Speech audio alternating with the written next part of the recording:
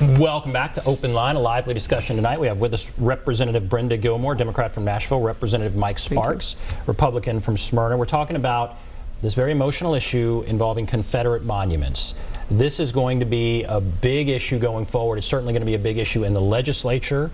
The Nathan Bedford Forrest, the bust of Nathan Bedford Forrest is there in the state capitol. The governor has said he supports moving it to a museum out of this place of honor there in the capitol. We're talking about that and some 70 other Confederate monuments across the state. All right, well, I promised we'd go to the phones. Let's go to Sharon. Hello, Sharon. Yes. Go right ahead. My comment is they're part of history.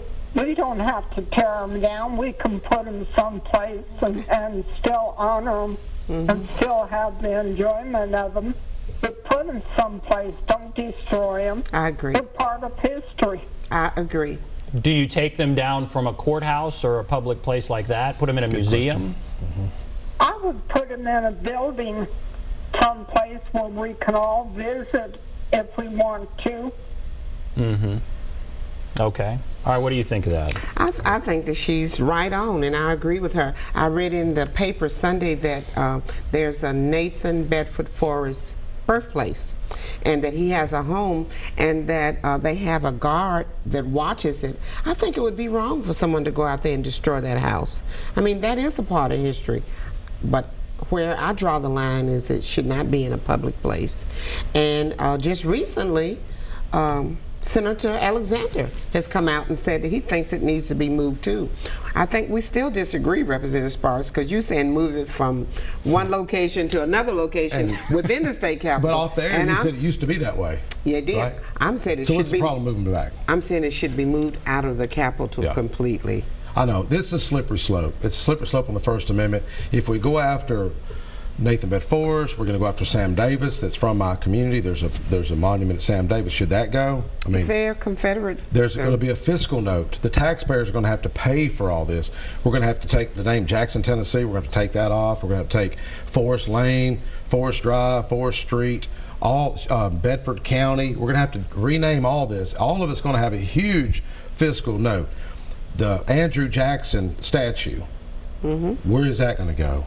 I mean, I'm telling you, there's a lot of Indians that would probably say, take it down. And the irony, and I'm not trying to be political, but the irony is the folks that people are upset with, they were Democrats. The Democrats were the one that put the bust up there. Well, that label, I think, has changed over time. Absolutely. That's kind of I'm advocating non-starter. for an African-American Republican to put him in place. And I think the distinction is one group of men believed in keeping America together and building it up, and one group of men believed in tearing it down. Well, that's a whole nother show. I mean, that's in separate interpretation. All right. So yeah, you all are still not quite there on this. Let's go to Tina. Hello, Tina. Go right ahead. My name is Artina, and I just feel, as an African American, as a Tennessee resident, and a taxpayer, it is offensive to me to see Confederate monuments displayed where my tax dollars go to support. And by the way, I do not have a problem using my tax dollars to remove those statues. I feel like if history were accurately and in its entirety displayed next to these monuments, it wouldn't be so flattering, and I don't think they would be up. If we accurately and with honesty talked about what Jefferson Davis did, I don't think it would be flattering, and I'm thankful that the Union was preserved, because those men that you adore would be the ones that would not allow me to be a free citizen. All right, thank you, Tina. So, all right, you hear Representative Sparks saying it's a slippery slope. I hear you saying it's not. That's not a slippery slope, of course not. These are men who were trying to preserve slavery. These were men who were trying to tear down America. I'm not saying whitewash it. I'm not saying tear the monuments down or burst them. I'm simply saying move them out of public places. They should not be in a local government, state government, or federal buildings, again, where the caller said we're paying taxpayers, and there is some cost to maintain those buses. there's a continuing cost. Well, there's not going to be the cost it's going to cost to remove them. So you'd be in favor of removing Sam Davis from the Capitol? I would not be in favor of there's a monument who someone wanted to build America up and to keep it together. During those times, most all of those men, both Union as well as Confederate soldiers, probably had slaves.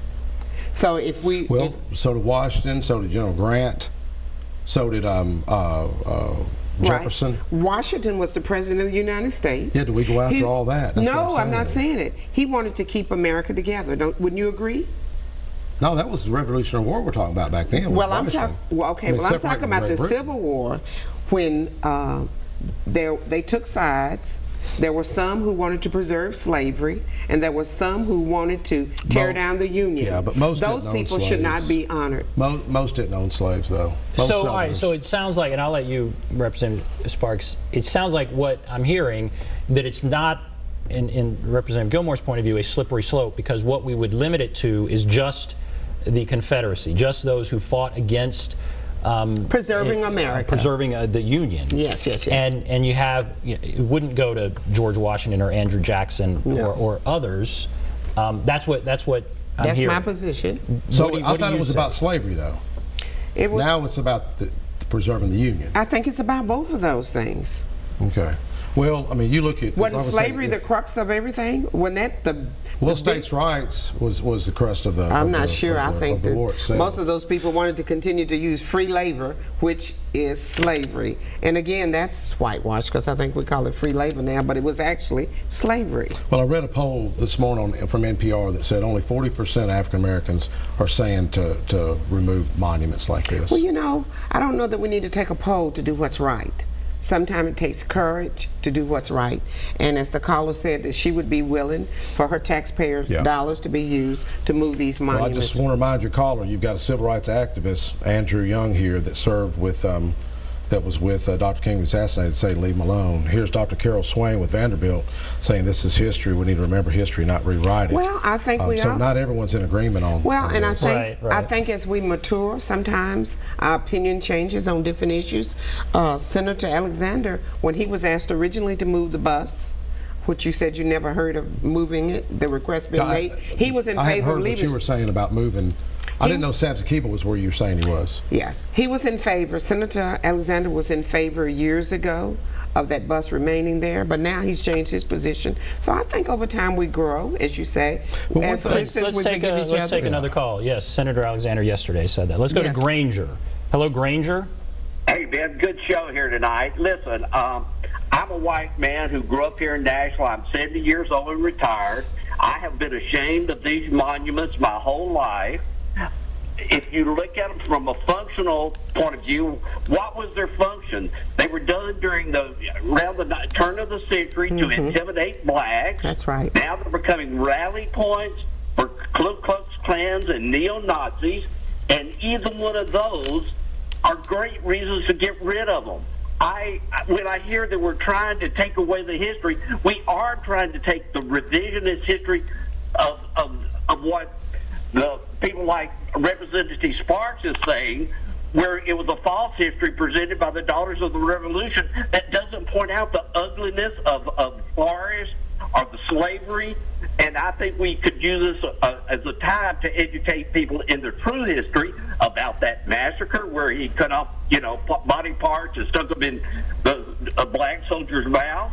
And we could actually not get rid of the false history that Senator Sparks or Representative Sparks wants to do, but do a true history and educate people. And that's certainly worth spending our public dollars to educate the whole community.